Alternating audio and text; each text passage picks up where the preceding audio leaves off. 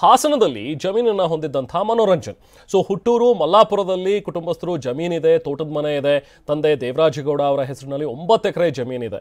30 ವರ್ಷಗಳ ಹಿಂದೆನೇ ಊರು ತೊರೆದಿದೆ ಈ ಒಂದು ಕುಟುಂಬ. ಅಲ್ಲಿ ಅಂದರೆ ಇಲ್ಲಿ ಮಲ್ಲಾಪುರದಿಂದ ಹೋಗಿ ಮೈಸೂರಿನಲ್ಲಿ ಅವರು ಸೆಟ್ಲ್ ಆಗಿದ್ದಾರೆ.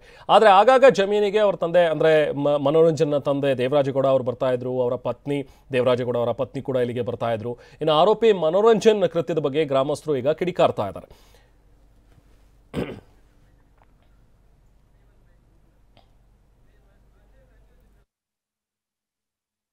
ಅವರು ಮೊದಲು ಮೈಸೂರು ವಿಕ್ರಾಂತಲ್ಲಿ ಕೆಲಸ ಮಾಡ್ತಾ ಇದ್ರು. ಹಂಗಾಗಿ ಇಲ್ಲಿ ಒಂದು 4 ಎಕರೆ ತೋಟ ಇದೆ, ತೋಟಕ್ಕೆ ಬಂದು ಕೆಲಸ ಮಾಡ್ತಾ ಇದ್ರು. ಅಷ್ಟು ಬಿಟ್ರೆ ಮನೋಜು ಯಾರು ಅಂತ ಗೊತ್ತಿಲ್ಲ ನಮಗೆ. ಅವ್ರ ಮಗ ಅಂತಲೂ ಗೊತ್ತಿಲ್ಲ.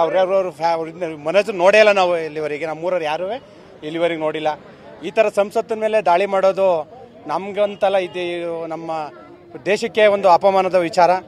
ಇದು ನಮ್ಮೂರ ದೇವರಾಜ್ ಅಂತ ಹುಟ್ಟಿ ಈ ಥರ ನಡೀತಲ್ಲ ಅಂತ ನಮಗೆ ಒಂದು ಆಘಾತ ಸುದ್ದಿ ಅಂತ ನಮ್ಗೆ ಅನ್ನಿಸ್ತದೆ. ಅವ್ರಿಗೂ ಇವ್ರಿಗೂ ಸಂಪರ್ಕ ಇಲ್ಲ. ದೇವರಾಜೇಗೌಡರಿಗೂ ಅವ್ರಿಗೂ ಸಂಪರ್ಕ ಇಲ್ಲ. ದೇವರಾಜೇಗೌಡರು ಬರೋರು, ತೋಟ ನೋಡ್ಕೊಂಡು ಹೋಗೋರು. ಇಲ್ಲಿ ಊರ ಹತ್ರ ಯಾರ ಮುಖಂಡಗಳು ಸಿಕ್ಕಿದ್ರೆ ಮಾತಾಡ್ಕೊಂಡು ಅವ್ರು ಹೋಗೋರು. ಅವ್ರು ಬಿಟ್ರೆ ಮಕ್ಳುಗಳಂತೂ ನಮ್ಮೂರಿಗೆ ಗೊತ್ತೇ ಇಲ್ಲ. ಅಣ್ಣ ತಮ್ಮ ದೇವರಾಜೇಗೌಡರು ತಂದೆಗೆ ಇಲ್ಲಿ ಅವನೊಬ್ಬನೇ ಮಗ ದೇವರಾಜು. ಅವ್ರ ತಂದೆಗೆ ಅವರು ಎಲ್ಲಿದ್ದಾರೆ ಅಂತ ಗೊತ್ತಿಲ್ಲ. ಅವರು ಇನ್ನು ನಮ್ಮ ದೇವರಾಜೇಗೌಡರು ಮಾತ್ರ ಇಲ್ಲಿ ಬರೋರು ಹೋಗೋರು. ಆಯಪ್ಪಂಗೆ ಎಷ್ಟು ಜನ ಮಕ್ಕಳು ಅಂತ ನಮಗೂ ಗೊತ್ತಿಲ್ಲ. ಅದು ದೇವರಾಜ ಅವ್ರ ತಂದೆಗೆ. ಈ ಯಪ್ಪ ಮಾತ್ರ ಒಬ್ಬ ಗೊತ್ತು.